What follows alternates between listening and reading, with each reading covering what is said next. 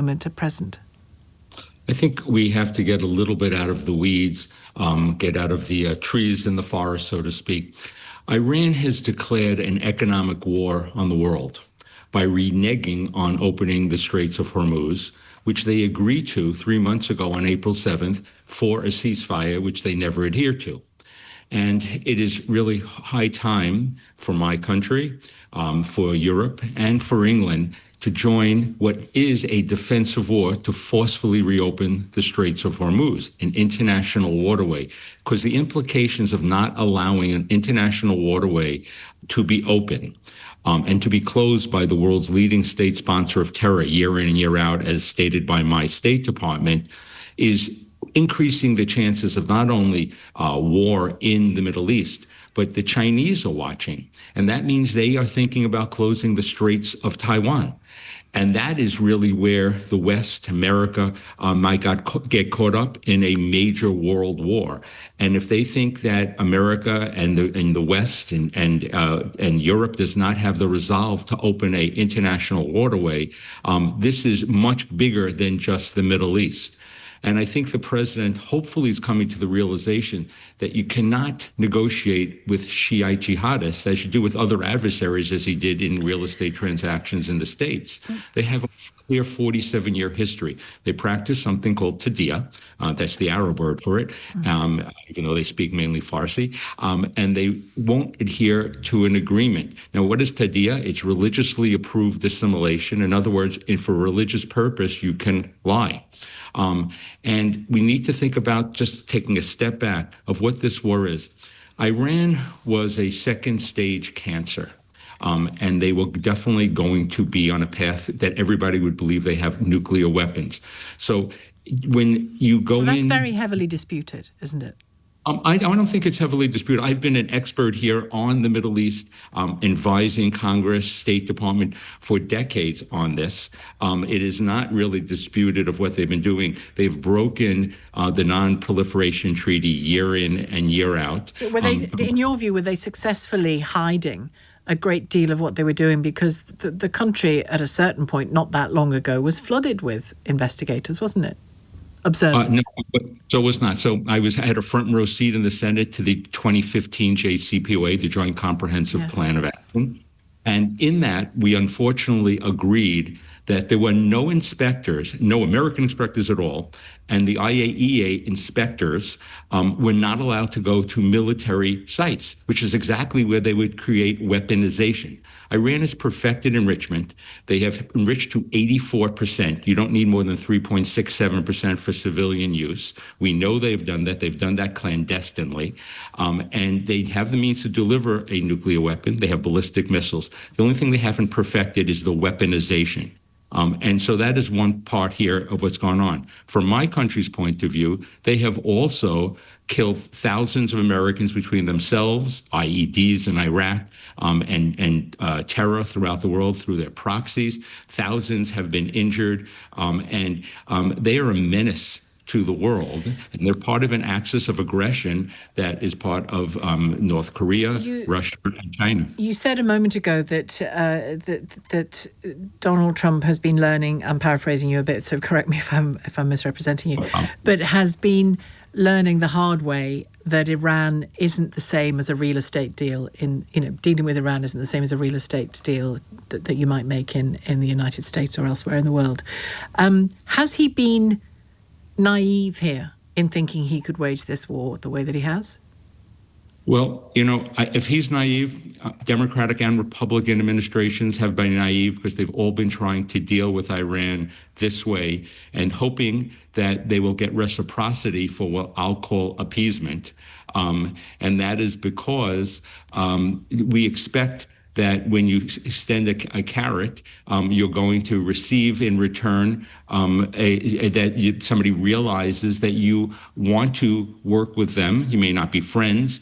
And Iran looks at that as weakness. And we have to realize their ideology, and let's differentiate between the Iranian people and the Iranian regime. 15 to 20% of the Iranian people support the regime because they are dependent upon it or work for it or believe in the radical jihadist ideology. I work with Iran International, the leading opposition media, and I feel confident saying 80 to 85 million of the 100 million plus or minus people are against so this. Can I ask you, with those two separate groups in mind, what specifically do you want Donald Trump to do here? You sound like you want him to go and get back to the very beginning of this crisis and wage a more all-out war on this regime in Iran, which can be deadly for civilians as well, of course. First of all, war is horrible. Let's be clear. The war that's going on right now in any war, whether in any place in the world, is really terrible, and innocents die. But what really needs to be done here?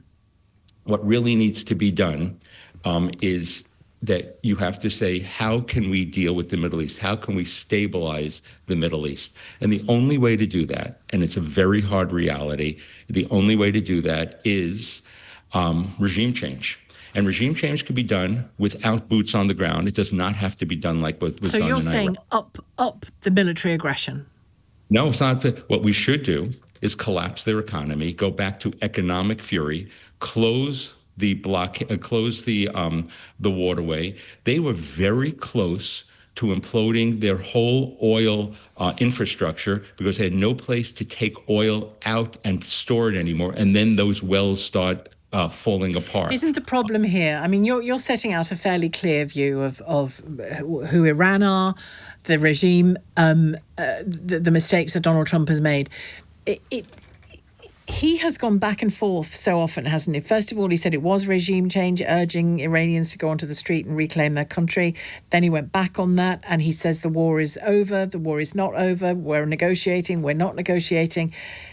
Just as an interested observer, both of us can see that that's not good for America or for the idea of bringing down this regime, because he's vacillating. They may be lying. They may be agreeing to things that they've got no intention of sticking to. Won't be the first time that's happened. But he is openly vacillating. And that's not good for America, is it? People are getting tired of this in America as much as anywhere else. Americans have pocketbook issues. They look at the price of our gasoline, the petrol. But they also don't want to be weak. They don't want to be seen as weak, do they? You have different competing things here. When you're in a democracy like we and our British friends are, you have political constraints, and the political constraints, unfortunately, maybe because we have midterm elections coming up, and president's worried about losing Congress.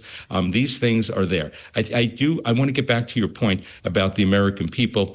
The American people, I think, deserve to have heard a major policy address from the president explaining why this is an American national security interest, why what constitutes success here, what constitutes failure, who the Iranian regime is. And I think the American people, certainly a lot of independents, would give the president some leeway here. I think the president should have also reached out to our European allies. I think the NATO meeting in Turkey was a missed opportunity to say to them, this is now a point. You can say we should have started this war. We should not have started this war. We could say the war started 47 years ago when the Islamic regime began. It doesn't matter. At this point of time, they cannot, and nobody can control an international waterway and control 20 to